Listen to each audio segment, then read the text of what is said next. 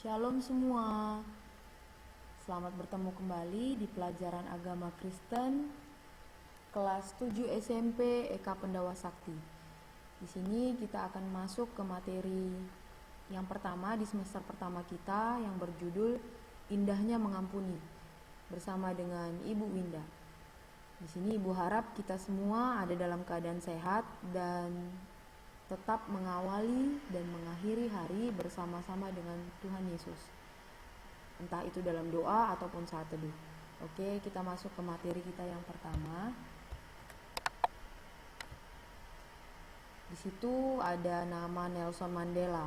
Adakah yang sudah kenal beliau? Dari gambarnya yang kalian lihat masing-masing. Nah, Nelson Mandela ini adalah seorang tokoh atau pejuang Afrika Selatan yang memperjuangkan keadilan bagi kaumnya sendiri, yaitu kaum kulit hitam di Afrika Selatan. Dia ditindas dan diperlakukan secara tidak adil. Demi memperjuangkan nasib kaumnya sendiri, Mandela rela dipenjara lebih dari 20 tahun. Nah, setelah ia bebas dari penjara, ia memenangkan pemilu sebagai presiden di Afrika Selatan. Orang pertama yang diundangnya untuk makan malam bersama-sama dengan dia adalah kepala penjaranya sendiri, atau orang yang secara tidak adil memperlakukannya atau menindasnya. Padahal dalam masa hukumannya itu sendiri, kepala penjara itu yang paling banyak merugikan dirinya. Nah, di situ Mandela sempat berkata, sempat ditanyai mengapa ia melakukan hal tersebut kepada kepala penjara itu. Dia menjawab bahwa kamu harus terlebih dahulu mengampuni seseorang yang berada di dekatmu dan paling banyak menyakitimu. Jika kamu mampu melakukannya, kamu dapat mengampuni semua orang yang melakukan kejahatan kepadamu. Benar-benar kalimat yang sangat menginspirasi. Nah, bagi kita sendiri atau kalian sendiri, anak-anak kelas 7 SMP, kira-kira adakah pengalamanmu mengampuni orang lain yang telah menyakiti hatimu? Ibu mau kalian merefleksikannya pada diri sendiri saat ini yang sedang menonton video.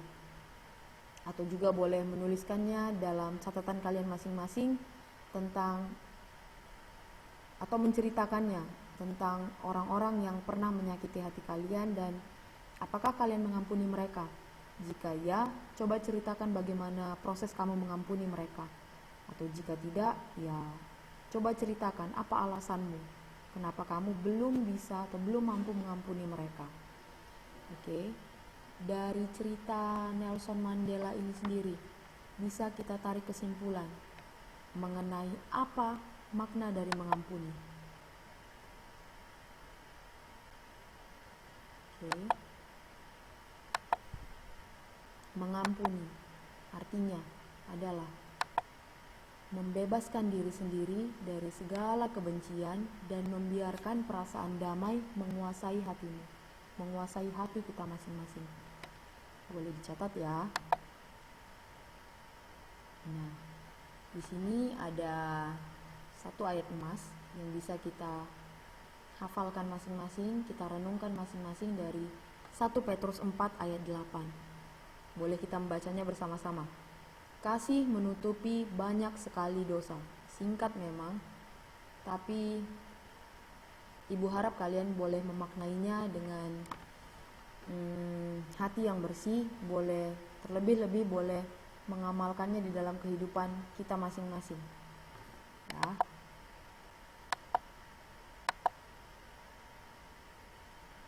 Sekarang kalian boleh buka Alkitabnya masing-masing. Ada dari Injil Matius 18 ayat 22 sampai 35. Setelah kalian membacanya, Ibu harap kalian menjawab beberapa pertanyaan berikut ini. Yang pertama,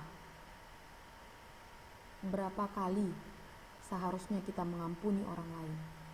Adakah jumlah yang terpatok yang harus nyata-nyata kita lakukan untuk mengampuni orang lain? Misalnya dia udah berapa kali berbuat dosa, 3 kali, 4 kali, cukuplah. Setelah itu tidak usah diampuni lagi. Boleh kalian jawab. Pertanyaan yang kedua, apakah maksudnya atau apa artinya dari pertanyaan pertama yang harus kalian jawab itu? Yang jawabannya ada setelah kalian membaca Injil Matius 18 ayat 22 sampai 35. Ibu mau kalian menjawab kedua pertanyaan ini di buku catatan kalian masing-masing.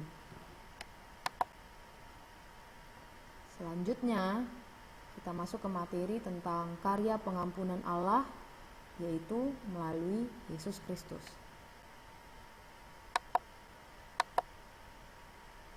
Ada beberapa alasan Allah mengutus Yesus turun ke dunia, yaitu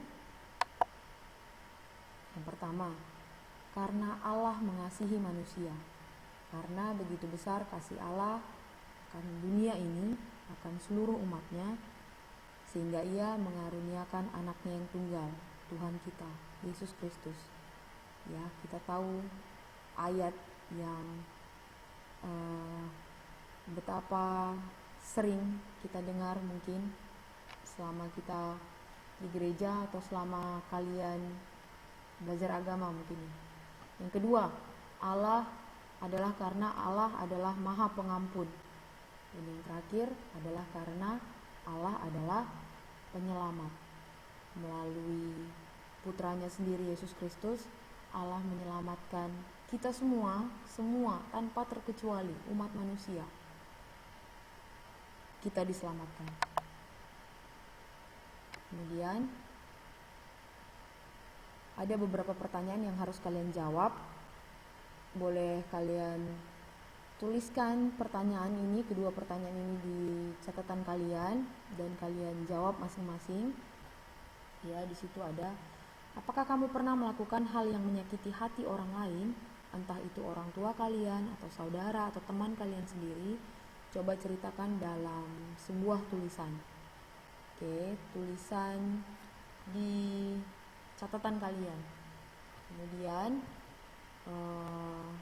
tuliskan sebuah doa permohonan ampun di selembar kertas atau di buku catatan kalian. Kemudian hias sedemikian rupa doa permohonan ampun yang berasal dari diri kalian sendiri ya. Oke, di sini selesai pada materi kita. Ibu mau menyanyikan sebuah lagu yang diambil dari Kidung Jemaat nomor 36. Kita boleh bernyanyi bersama-sama. Kalian boleh ikut bernyanyi bersama-sama dengan ibu yang berjudul lagunya Dihapuskan Dosaku. Setelah dari satu kidung pujian ini berakhirlah materi pembelajaran kita saat ini. Untuk selanjutnya, ibu harap kalian boleh mencatat seluruh materi yang telah ibu sampaikan di video ini di buku catatan kalian, dan kalian boleh pelajari, kalian boleh ulang-ulang terus-menerus di rumah, sehingga kalian boleh juga melakukannya dalam kehidupan kalian sehari-hari. Demikianlah pembelajaran kita hari ini. Ibu ucapkan terima kasih. Sampai jumpa. Shalom bagi kita semua.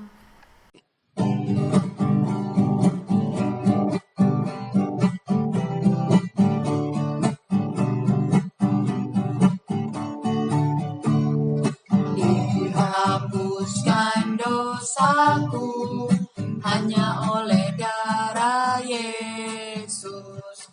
Aku pulih dan sembuh hanya oleh darah Yesus. Oh, darah Tuhanku, sumber pembasuhku, sucilah hidupku hanya oleh darah Yesus.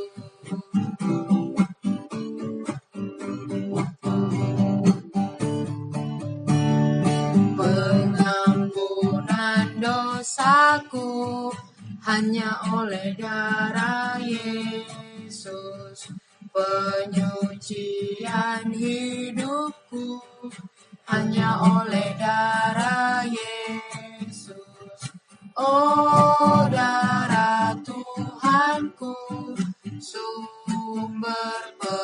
basuhku, sucilah hidupku hanya oleh darah